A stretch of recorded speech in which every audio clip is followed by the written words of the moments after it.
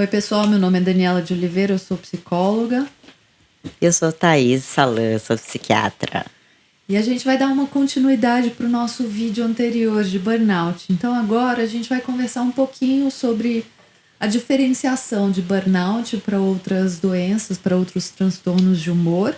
A gente vai falar sobre diferentes áreas de atuação, profissão, como o burnout pode ser vivenciado de formas diferentes de acordo com a sua área de atuação. Inclusive ter outros nomes também, né? Como overreaching, overtraining e o próprio burnout.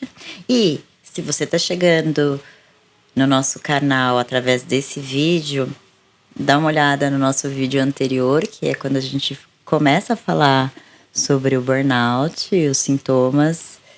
E agora a gente vai continuar com esses assuntos aí que a gente...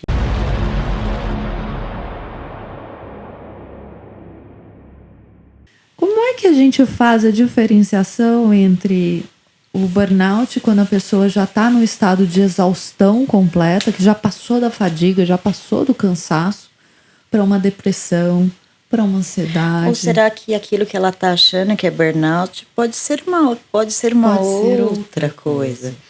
Então, um quadro que eu tenho visto com frequência, e ela é diferente do burnout, diferente porque sutilezas, né? Podem ser sutilezas, mas elas têm uma etiologia diferente, tem uma a característica da pessoa é diferente. Ela recebe o nome de compassion fatigue, que é a fadiga da compaixão. Então, eu vejo isso acontecer muito. Existe um perfil mais específico de pessoas. São pessoas que, como o próprio nome diz, compaixão. A compaixão para você ter compaixão, você precisa ter empatia. É um excesso de empatia, né? São pessoas que têm um certo excesso de empatia, que elas se misturam, né? Aquela são pessoas que são de mais empáticas, que vai se misturar com o outro, né? Exato. Então, não que ela ser empática seja um problema. Aí é essa questão, mas às vezes a característica da pessoa, ela é mais empática. Ela tá numa atividade que exige dela uma certa cuidado com o outro, né? Com coisas vivas, por exemplo. Com sofrimento. E tem uma questão que é muito importante. O compassion fatigue, ele se aproxima de um estresse pós-traumático. E então, por exemplo, temos uma enfermeira que trabalhou nessa área a vida inteira. E então, seu pai ou sua mãe passam por uma doença ou por um quadro de saúde complicado. E a partir desse momento, quando ela tem um paciente idoso, ou então tem muitos que lidar com muitos familiares com o pai e mãe doentes, ela se identifica com essa situação, revive a situação de estresse dela. E aí ela revive isso com tanta frequência e se conecta. Então, a questão não é ela ser empática. Sim, exatamente. Isso é muito importante. É a conexão com a dor, né? Com a dor. Então parece que não é um nome muito interessante quando a gente pensa que empatia e compaixão são duas coisas diferentes, né? Meu entendimento, pode ser que não seja isso, mas pelo que eu estudo, a empatia é quando a gente se mistura mesmo na emoção do outro. E aí existe o sentir o que o outro sente. E ao mesmo tempo, esse sentir o que o outro sente quer dizer que eu tô tão no lugar do outro que eu mal consigo me diferenciar, que eu não vou, às vezes, nem conseguir ajudar, porque eu tô vivendo a mesma emoção. E já a compaixão tem um a mais, vamos dizer assim, tem um plus, que é eu entendo o que a pessoa está sentindo, mas eu consigo me diferenciar, saber que aquilo não é meu, ao ponto de que eu posso, inclusive, querer ajudar aquela pessoa e conseguir ajudar aquela pessoa. Né? Então, o compassion fatigue devia ser um empathy fatigue, assim, né? Devia ser uma fadiga de empatia, porque a compaixão tem essa diferenciação, eu consigo me diferenciar. Né? Não sei se faz sentido. Aí eu tô são numa termos, conversa filosófica aqui, já entrando numa conversa filosófica. Já tem uma outra linha, né? Hoje a gente tem o mindfulness e compaixão. Sim. Então, para quem não sabe, mindfulness, criado pelo Kabat-Zinn, é uma técnica de manejo de estresse. E através dessa técnicas derivadas dessa... E que ele puxou das meditações orientais ali. Exato. Elas surgiram, entre elas tem o mindfulness e compaixão. Nessa linha, eles falam que a compaixão é o amor com a dor. Sim. Então, é a união do amor com a dor. Então, para isso, eu preciso ter amor por mim mesmo. Para eu ter compaixão pelo outro, eu preciso ter paixão por mim. Se eu não tenho a paixão por mim, eu não consigo ter a paixão pelo outro. Então, é a paixão por mim. Como eu me cuidaria numa situação de dor e aplicar esse cuidado para o outro. Sim. Né? Mas, para ter compaixão, eu preciso ter empatia. Sim. E aí, se a gente for puxar a empatia neurologicamente, ela vem dos neurônios do espelho. Então, o que são os neurônios do espelho?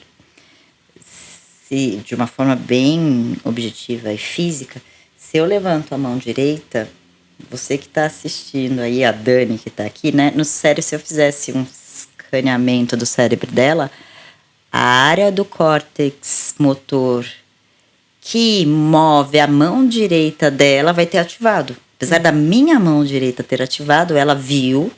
Eu não levantei por uma contenção de impulso. Mas então, existe isso físico. Se existe isso físico, né, eu consigo ter uma leitura mais sutil dos sentimentos, me colocar no lugar dela para fazer a compreensão do que ela está vivendo. Aí essa é a empatia. Eu brinco que os americanos, eles têm um ditado muito bom para explicar neurônio espelho, né? Que é monkey see, monkey do. Que é o macaco vê, o macaco faz. Né? Então, a gente vê no outro, a gente sente na gente. Às vezes o que acontece é que a gente não percebe, né? O cérebro não entende esse sinal, né, que tá acontecendo em nós. É o que eu falei, o impulso de levantar a mão veio. Uhum. Por muitos anos que eu trabalho comigo, eu consigo perceber o impulso. Então, muitas pessoas não percebem. E tem essa... Aí, quando isso que você está falando é perfeito, Dani, se a gente juntar com essa analogia que eu fiz, ou com esse componente do compassion fatigue de estresse pós-traumático. Sim. Porque o que acontece? Quando eu vivencio uma situação muito delicada, é normal eu ficar sensibilizada por ela. Uhum. A gente fala, né, cachorro mordido por cobra tem medo de linguiça? Sim, a gente entra em estado de choque. De sensibilidade. Então, é um assunto sensível para mim ficar flor da pele. Fica a flor da pele, em carne viva em nós. E aí... A minha capacidade de conter esse impulso que eu enxergar no outro vai ser menor. Sim. Porque esse é um assunto delicado para mim. Porque eu já estou em sobressalto. E isso pode parecer muito com um burnout. Sim. Mas ele recebe um outro nome. Ele tem escalas específicas e a gente trata como. Se existe de fato uma vivência que está associada ao início desses sintomas, a gente trata o trauma, a gente redireciona o paciente, tanto diminuindo a exposição naquele momento, em terapia, trabalhando a exposição para que ele consiga se reorganizar nisso de novo. Mas, mais uma vez, como é que a gente faz a diferenciação? Ouvindo a pessoa. Tendo a história da pessoa, tendo paciência, conhecendo esses conceitos, porque quando a gente não conhece conceitos, a gente também não tem como pensar nisso. Então, é um tema muito interessante, o compassion fatigue, que eu tenho visto com mais frequência. Sim, né? E a gente poder perceber, né, inclusive orientar as pessoas, os nossos pacientes, de que a emoção, e aí falando de regulação emocional, né, que a emoção, ela é um processo fisiológico, ela acontece no corpo, né? Ela é neuromuscular. Então eu falo que é o seguinte, um padrão emocional é aquilo que são microações que acontecem da pele para dentro. Então a gente percebeu o que está acontecendo da nossa pele para dentro, graus de pressão, temperatura, que às vezes a gente nem se dá conta que a gente esquenta, ou a gente fica mais morninho, ou vem um calorzinho gostoso, né? O aconchego no peito, o quanto de pressão a gente tem, a gente faz sobre nós mesmos, tudo isso vai acontecendo da pele para dentro. Às vezes a gente se suspende, às vezes a gente se encolhe, a gente se estica. Isso tudo é instintivo, são reações que vão acontecendo na relação. E se a gente não se dá conta de onde essa relação vai levando, vai nos levando, a gente não consegue influenciar, a gente não consegue regular. Então, se eu também exatamente, se eu não percebo o que eu estou sentindo, como eu falei na questão do compassion fatigue, e aí muitas vezes com a ajuda de alguém, claro, sim, mas eu consigo estabelecer essa relação entre a minha vivência e a minha reação emocional, minha emoção, e eu não vou conseguir endereçar as minhas atitudes para poder ou tratar ou prevenir. E você falou essa questão da emoção, é muito bacana. Esses dias eu ouvi a Esther Perel falando de uma linha de continuidade que eu achei linda. Primeiro vem o fisiológico, é o corpo. Sim. Depois vem a emoção. Sim. Depois vem o sentimento. Depois o pensamento. Isso. E aí o comportamento pode vir. É importante porque o que acontece? A gente inverteu a pirâmide. Então a gente acha que primeiro vem o pensamento para depois vir a emoção. E não é, né? O pensamento não manda na emoção. É o contrário. As decisões, inclusive as tomadas de decisão que a gente tem, a gente só justifica com o pensamento, mas elas já foram tomadas pela nossa emoção. Né, o William James, ele falava, que é o pai da psicologia, né? Um dos pais da psicologia. Ele dizia o seguinte: a gente corre, né? Primeiro a gente corre, o medo faz a gente correr, depois a gente dá o nome, depois a gente fala, isso é medo, né?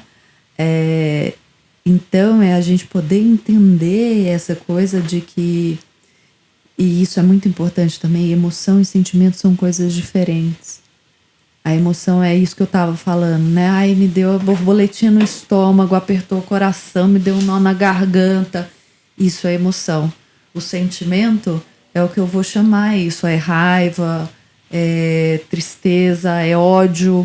Então, essa variação, né? Então, algumas pessoas, inclusive, falam de emoções básicas, mas isso já foi debunked, né? Isso já foi tirado de linha, assim. Essas variações entre desgosto, rancor, raiva, ódio, essas são variações de sentimento, é a intensidade que a emoção vai tomando em nós. E o afeto também. E o afeto. Aliás, então, a gente está falando o que é o afeto.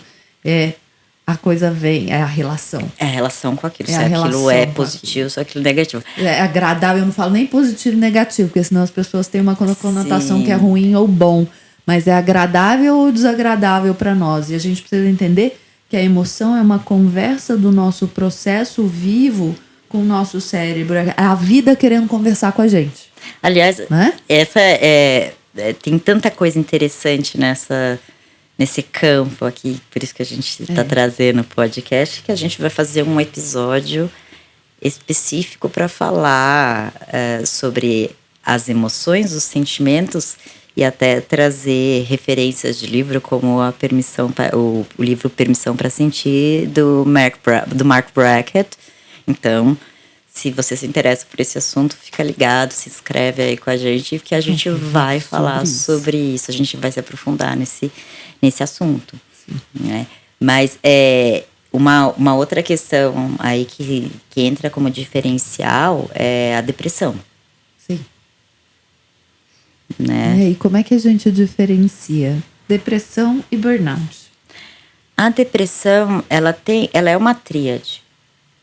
Ela tem a questão do humor, né, da tristeza, então tem esse humor rebaixado. Tem uma questão da energia. como se a pessoa tivesse menos energia para fazer as coisas como ela tinha antes. E o prazer. Ela tem essas 3 dimensões. Coisas que costumavam me dar prazer não vão mais. E precisa estar presente por pelo menos 3 semanas nos últimos 6 meses e ter prejuízos na vida. Tem um componente genético, sim, mas tem um componente ambiental também. Se a gente for olhar a história natural, eu posso estar com um quadro depressivo e ao mesmo tempo com burnout. Ela se sobrepõe. Ela se sobrepõe. Inclusive, eu posso desenvolver depressão em consequência do burnout. Né? Então, essa é uma consequência de um burnout não tratado, não diagnosticado, ou então de né, se você não reconhecer que você está caminhando para isso. Por isso, a prevenção é sempre melhor. Mas a história natural, como a gente falou, ela é predominante. Né? E aí o tratamento pode ser semelhante, então isso é complicado, né? Isso é complexo. É complexo porque pode envolver tanto medicação como e abordagem comportamental, mas no burnout a questão ambiental ela é mais importante. É a quantidade de trabalho, é o overload, né? A grande quantidade de trabalho que a pessoa não está dando conta porque ela fica sobrecarregada. Exato. Então aí um antidepressivo, se eu entrar com antidepressivo para um burnout, se eu não fizer uma intervenção no ambiente, muitas vezes eu fazer uma intervenção não contra a medicação, se tiver um quadro depressivo, não é isso. Confio no seu profissional, procure um profissional se você tiver com algum sintoma do que a gente está falando aqui. Mas no burnout, a intervenção ambiental ela é primordial. Sim. Né? Então, a medicação ela não tem um papel tão importante. Isso é super interessante. E quando a gente fala de ansiedade, transtorno de pânico? A forma como eu enxergo que quando a ansiedade ela mistura um pouquinho de medo e antecipação. Sim. E aí eu acho que nesse ponto a gente ainda tem uma reatividade. É aquele estágio, a gente está na segunda fase. A gente está no estágio prévio, então geralmente a pessoa começa a ter pânico e tal, é o estágio antes do burnout. E esse pânico e essa ansiedade estão relacionadas ali à sobrecarga de trabalho. Então já ainda não é um burnout, mas é um sinal de que tipo, olha, alguma coisa está muito errada, então Sim. Vamos dar um jeito. E aí se a sobrecarga do ambiente continua, quase que invariavelmente a pessoa vai entrar em burnout. Pode levar anos, né? A gente está falando de um processo que às vezes leva anos. Exato. E tem uma outra questão, por exemplo, se a gente falar do pânico, se você percebe que as crises de ansiedade aguda, né, que é o pânico, elas estão muito contextualizadas com o trabalho, então você já presta atenção. Eu gosto muito de diferenciar a síndrome do pânico de crise de pânico. Sim. A crise de pânico é uma crise aguda de ansiedade, que você tem sintomas físicos.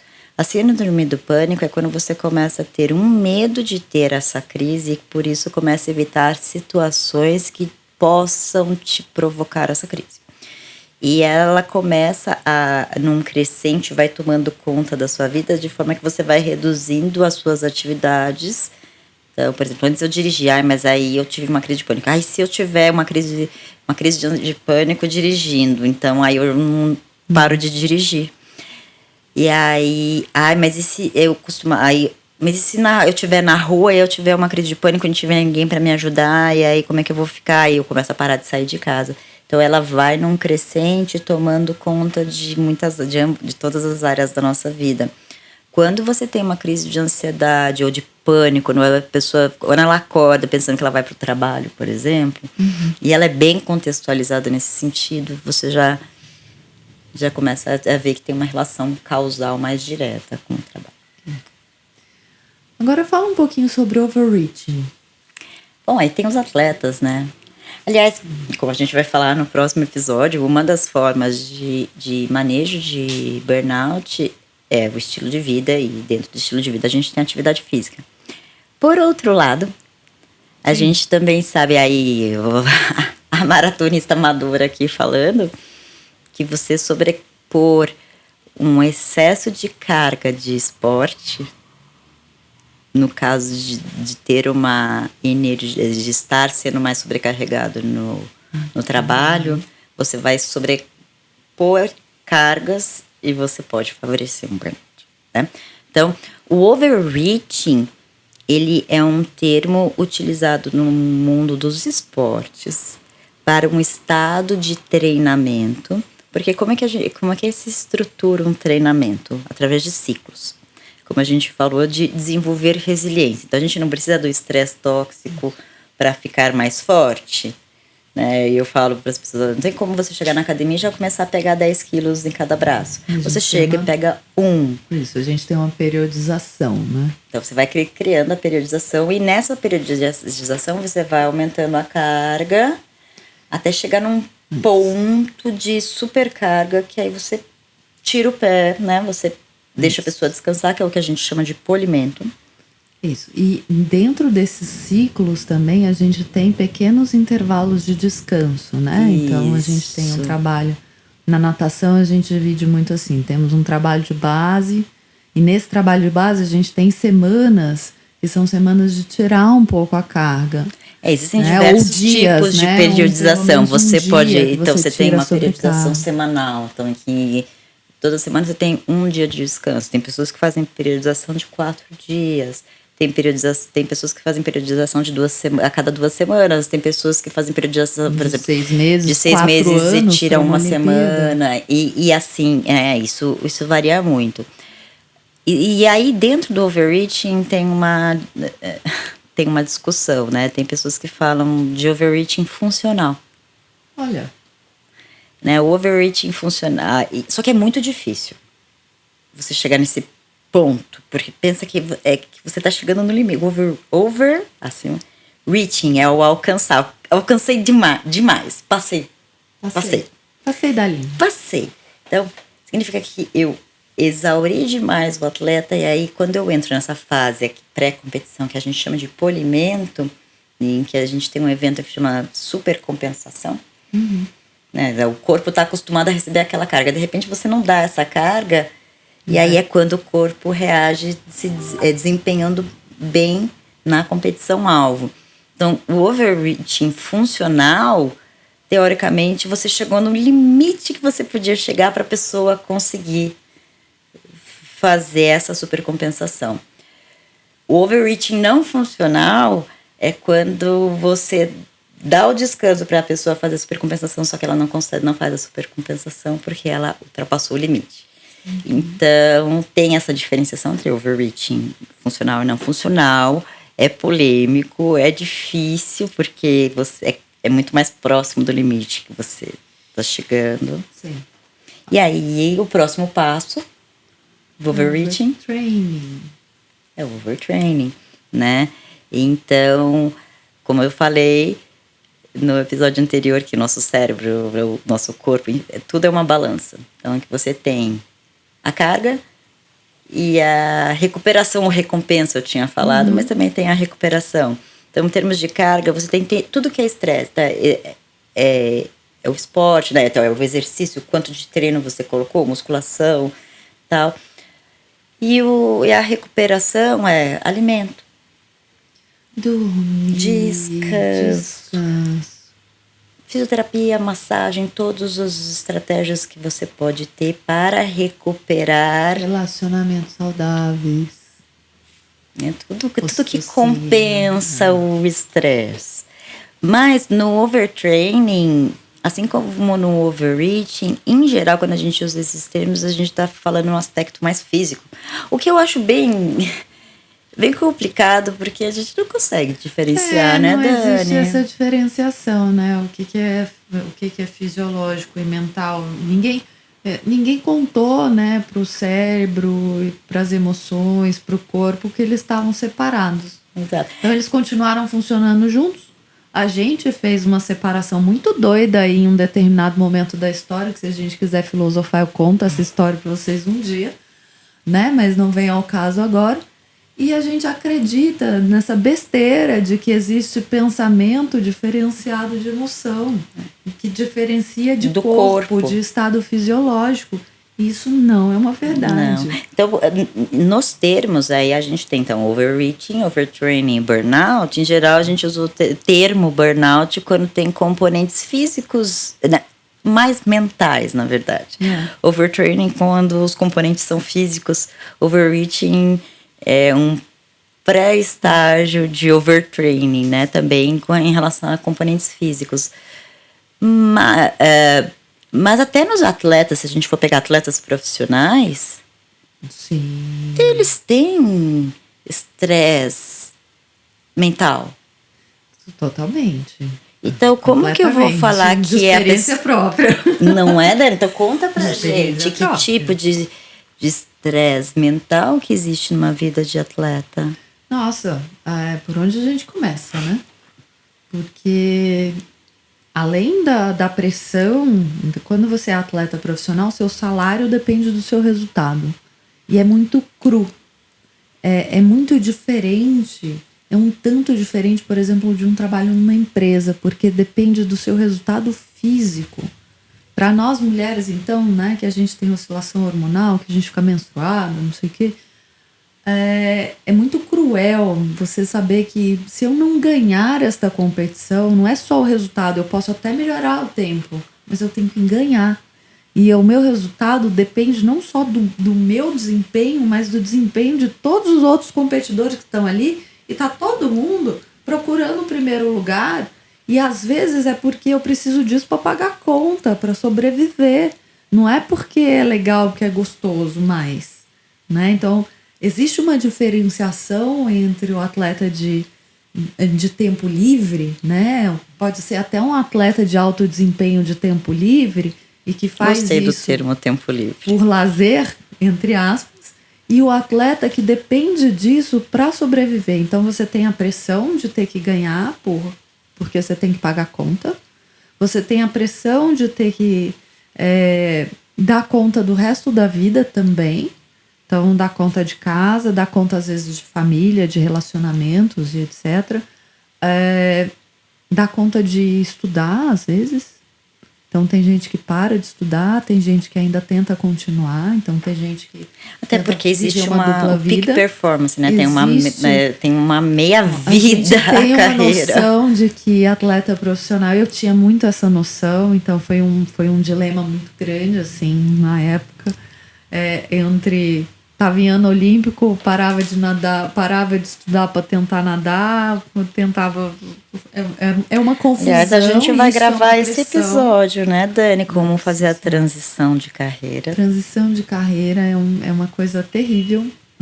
A gente não é preparado para isso. Então, o atleta ele tem muito estresse emocional, além do treino, né? Além disso, né, gente, a gente tem que contar que a gente treina em equipe, a gente tem relação com o técnico, que às vezes não tá boa, às vezes tá boa.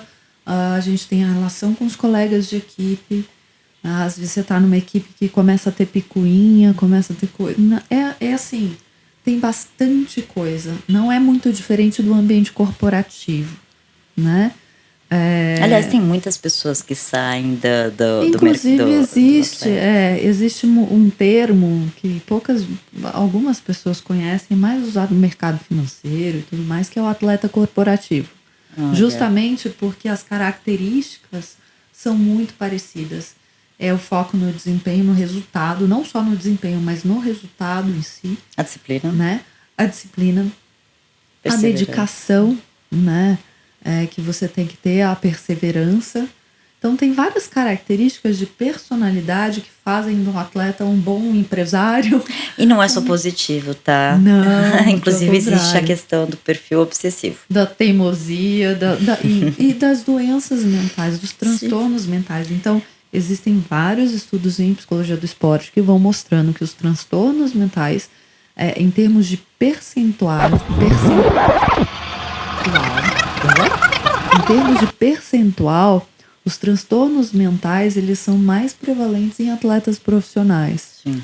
Ou de alta performance. Ou de alta performance. Aliás, temos uma live no Instagram. Dá uma visita, visitem sobre a Olimpíada e saúde mental, em que a gente falou bastante sobre esse assunto, né, Dani? Exatamente. Então, né, quando a gente fala dessa pressão, o overtraining, ele vai... Tem toda essa carga junto, né? Então é difícil falar do overtraining como sendo... É difícil diferenciar o que é overtraining de burnout. Exatamente. E é muito difícil... e principalmente, eu acho que dentro do esporte, a gente tem uma questão de um papel social que o atleta desempenha. O exemplo? Não só o exemplo, que tem essa pressão também do exemplo, dos valores e etc. Na inspiração para a nação. Mas tem uma questão de identidade muito forte. Né? Então, e essa é uma grande questão das transições também, né? Essa perda da identidade social numa idade muito jovem, quando você está no pico, né? Você está no pico da vida em si. Você está terminando, na verdade, o amadurecimento do cérebro. Você está terminando o amadurecimento do cérebro, você está no pico da vida, você está no auge, né? A gente fala de um adulto alfa, mas para o esporte você está no fim. Porque já não cabe mais. A gente tá mudando um pouquinho isso, na verdade. Agora, então a gente teve muitas mudanças em termos de descobrir e estudarem muito as questões fisiológicas de treinamento. Então, na minha época, por exemplo, era comum a gente ter um treino de 15 quilômetros um dia, né?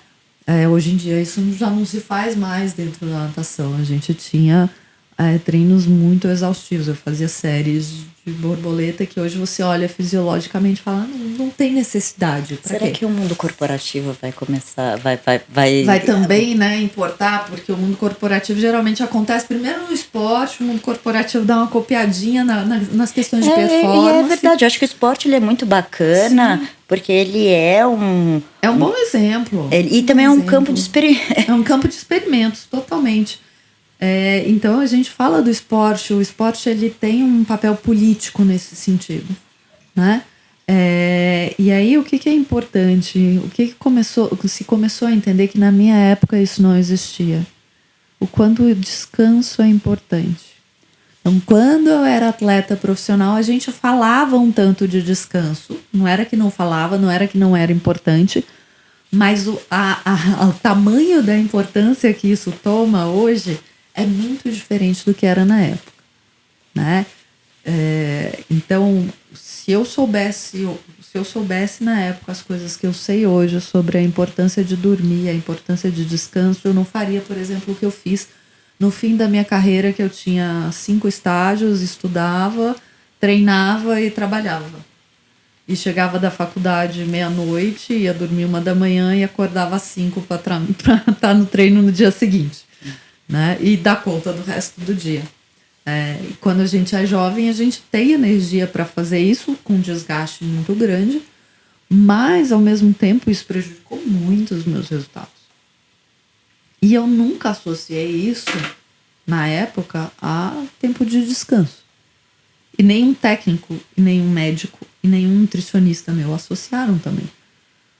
Então, e hoje se alguém chegasse para mim e falasse isso, e chegam, inclusive pessoas do mundo corporativo, eu falo, então, vamos conversar sobre isso. Vamos conversar sobre a importância de dormir, vamos conversar sobre a importância de restaurar o sistema para que esse sistema esteja pronto para dar o máximo de si, porque senão você não consegue alcançar o seu potencial. Acho que é legal, me encanta a humanidade no sentido de que a gente vai vivendo, a gente vai evoluindo espiralmente, né? As pessoas falam que é cíclico, mas não é cíclico. Às vezes pode parecer que a gente está no mesmo ponto, mas a gente está numa instância, né, um patamar diferente, um pouquinho diferente. Então, exatamente observando isso, como você mesmo falou, mudaram as formas de treinamento, a valorização, que começaram as parametrizações, né? Primeiro começaram as parametrizações no esporte. Sim.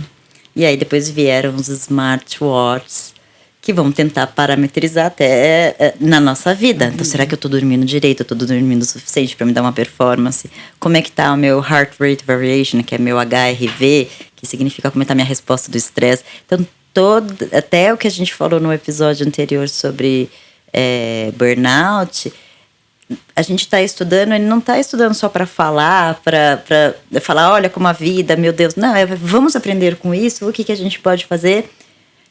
E a gente também vai gravar um episódio de parametrização. Quais são os pontos bons e também quais são as dificuldades. Onde a gente pode se perder com isso, né? Acho que essa é um dos nossos grandes objetivos, é mostrar que existe, como você usa, como você se percebe. E tem uma questão nas parametrizações. Aí, ainda falando da diferença de overtraining com burnout, e eu brinco com as minhas amigas de corrida, né? Tem um aplicativo de parametrização que ele fala que a carga de treino, ou seja, a carga de estresse, ele chama de TSS. Ok. E eu brinco com elas, falei assim, puxa vida, mas o aplicativo ele não tá medindo o meu TSS mental. A gente considera pouco os trabalhos. Então eu falo o seguinte, né? Uma das minhas grandes crises com a psicologia logo no começo, quando eu comecei a trabalhar, é que eu falava, gente, como é que eu mostro, né, para as pessoas? E a gente tem as escalas, a gente tem os testes, a gente tem tudo isso tentando fazer isso, tentando mostrar, parametrizar. Mas não é o suficiente. Por quê? Porque o estresse mental, a fadiga mental, o trabalho que a gente faz, a emoção em si, ela é sutil. Ela é do campo da sutileza. Ela é do campo do invisível. Ela é do campo da pele para dentro. Né? E quando é do campo da pele para dentro, e quando é do campo do micro, que é do pequenininho, a gente dá pouco valor. Né? Então a gente dá pouco valor, a gente valoriza pouco, por exemplo, pequenas conquistas ou pequenos passos, né? Quando eu digo para uma pessoa que ela tem que dormir 10 minutos mais cedo para começar a dormir mais cedo, porque ela quer dormir mais cedo, porque ela acha que vai fazer bem, etc., uma questão individual, as pessoas não acreditam. Elas vão lá e elas deitam na cama 2 horas mais cedo e aí elas ficam desesperadas porque elas estão com insônia. Né? Eu falo, não é assim que a gente começa. E também precisa ver o seu cronotipo, né? Exatamente. Lembrando não, tô falando de pessoas que estão dormindo tarde, fazer transição, fazer transições, né? Então as nossas transições elas têm que ser muito pequenas e a gente tem que começar a valorizar pequenas coisas. E a mesma coisa de poder, essa valorização de coisas pequenas entra muito na forma, entrando no burnout, como a gente também valida a nossa própria experiência. Como o outro valida também. A gente valida pouco a nossa experiência. E o outro também. Sim, o outro também. Mas principalmente nós. Gente. Então a gente percebe, a gente às vezes até percebe que está em excessivo. Mas a gente fala, não, imagina, eu aguento. Porque todo mundo aguenta. Então aí you just do it. Então aí a gente vai entrando numa parametrização de que eu tenho que ser igual a todo mundo. Ou não. É muito para mim, eu não aguento, mas às vezes aguenta, né? Também tem o oposto. E isso que você falou eu nunca fui uma atleta de elite, profissional, mas, né? Mas você é maratonista, isso para mim já é muito diferente. É um treino, né? É um treino realmente que exige uma dedicação, ainda mais acumulando as funções de maternidade, medicina, esposa, amiga, enfim, não sou super heroína, imagina, mas a minha relação com o meu treinador, ela é muito importante. Sim. Né? E essa relação, ela é importante porque é alguém para quem você pode reportar. E você tinha me perguntado sobre red flags, né? Sinais de atenção. E eu lembro que o ano passado eu estava num período aí participando de uma organização de congresso, trabalhando bastante, meus filhos de final de ano estudando para a prova. E eu treinando bastante. E aí, eis que um dia... alguns dias demora pra você... Demora, mesmo que a gente saiba, a gente trabalha com isso. Então, eu ia treinar um dia, não saía. No dia seguinte, eu ia lá e fazia... parabéns, tá, você conseguiu. You can do it. Just do it. E é engraçado que você vai, né? Aí teve um dia que eu... Aliás, tiveram duas situações. Eu vou contar do ano passado e uma outra. E aí eu saí e eu falei assim... E aí eu escrevi, falei, não deu de novo, não consegui, né? Eu me comunico com ele por isso. E eu falei, antes eu me sentia energizada depois dos treinos. Era gostoso? Era gostoso, tinha essa sensação de satisfação. Mas recentemente eu percebo que o dia que eu treino, eu fico mais cansada no trabalho. Eu perco eficiência no trabalho. E aquilo me pareceu estranho. E o fato de eu relatar, eu percebi, falei, nossa, isso é estranho, isso é diferente. Então, aquilo que eu falei, né? Coisas que costumavam dar prazer, pararam de dar prazer, pelo contrário, eu tô te consumindo. Eu falei, opa! Tá virando mais um tchuju. Tá errado. E aí ele me falou assim, olha, então vamos tirar pelo menos uma semana, talvez precisemos mais e tal. Teve um outro momento, aí a gente falou do overreaching, eu estava perto de uma maratona e os treinos de tiro para mim sempre foram intervalados, né? É que eu sou uma pessoa que faz endurance, gosta de eu te entendo. Stay slow, but go forever, né? Vai eternamente, mas em treinos de tiro, mas a gente precisa aprender, né? E eu tinha tentado esse treino no parque, né, na rua, e não deu, não chegava no meio da vontade de desistir, desistia. E aí eu fui... teimosia. Eu fui na esteira e consegui. E aí eu vim trabalhar. E aí depois eu vejo um comentário do meu treinador. Nossa, saiu, né? Parabéns.